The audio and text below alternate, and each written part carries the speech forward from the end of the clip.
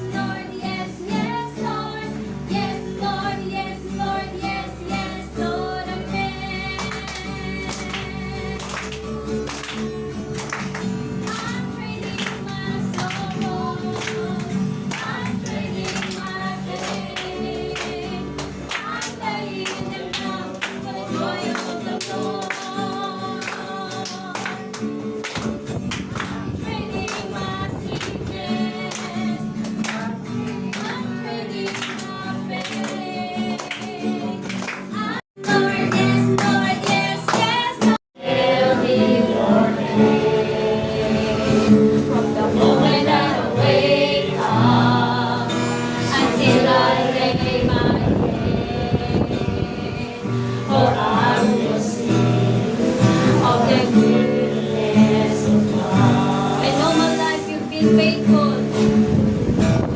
No, my life you have been faithful. Yes, oh God. And all my life you have been so, so good. With every breath that I am able, oh, I will sing of the goodness of God. I love your voice. I love your voice. Okay pa lang.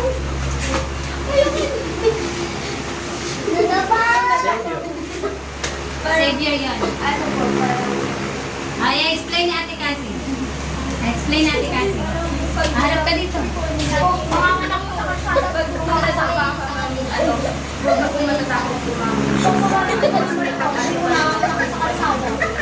Wow! Palamakan naman natin ang group, ma. Okay.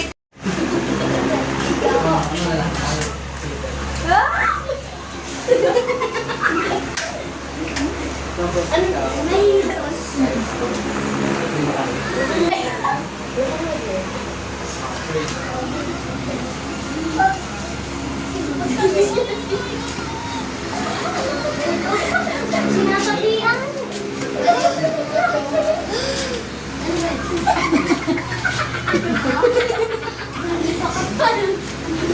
Sinasabihan. Okay, tawagan natin. Explain. Sino mag-explain? Pwede ba yung mag-explain? Doon kayo. Drop na doon kayo. Kasama kayo. Kasama kayo dyan. Ano ka? Pinag-putay siya kasi yung niyak Last name? Reover. Pray over. Savior yun. Sinip na siya. Save na siya. Galing ah!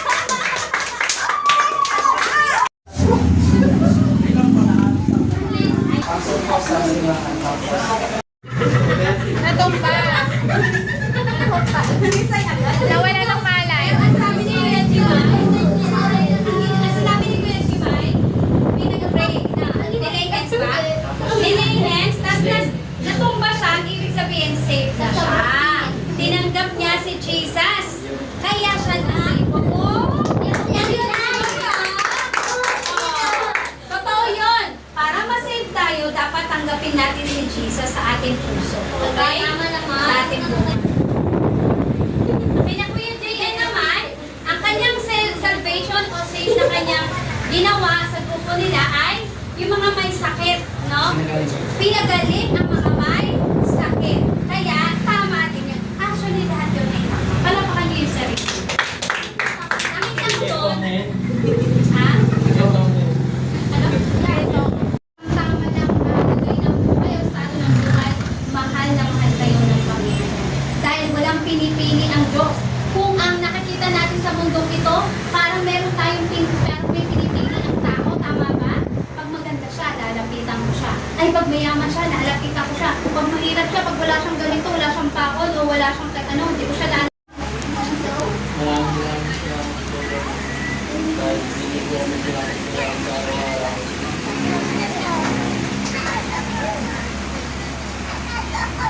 hindi mo po kami kaya hindi nata